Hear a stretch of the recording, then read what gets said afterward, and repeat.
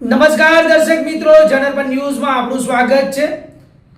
હું છું આપણો મિત્ર કંચન પરમાર। આવો સાંભળીએ આજના મુખ્ય સમાચાર। જિલ્લા પંચાયતના સભ્યએ બીજેપીમાંથી રાજીનામું આપ્યા બાદ 24 કલાકમાં ઘર વાપસી।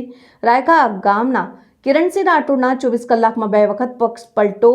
રાયકા ગામના વતની રાઠોડ કિરણસિંહ કોંગ્રેસ પાર્ટીમાં જોડાયા। તેઓ ફરી ભારતીય જનતા પાર્ટીમાં પાછા પરત જોડાઈ ગયા। છેલ્લા 3 દિવસમાં અલગ અલગ જિલ્લામાં પ્રકારની ઘટનાઓ સામે આવી રહી છે।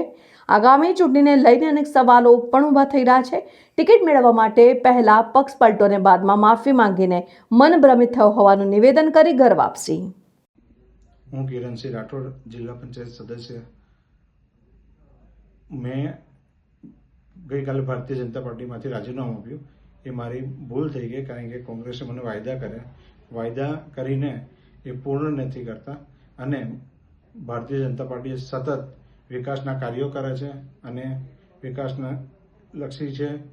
ટ્રિપલ એન્જિનની સરકાર છે અને ભારતીય જનતા પાર્ટી હર હંમેશ નાનામાં નાના કાર્યકર્તાનું ચિંતા કરતી હોય છે અને હું ભારતીય જનતા પાર્ટીનો સનિષ્ઠ કાર્યકર છું।